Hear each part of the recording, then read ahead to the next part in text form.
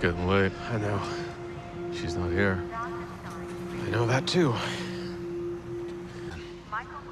Look, Wait. wait. Man, we can't wait anymore. Listen.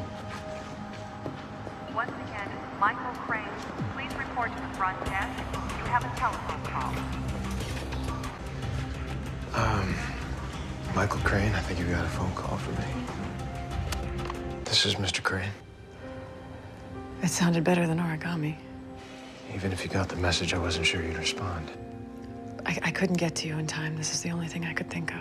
Michael, back in Gila, I was coming back to you. Somebody grabbed me, and they told me that my father had given me something. It's just a key. Well, we'll figure it out. Together.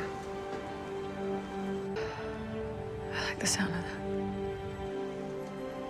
Me too.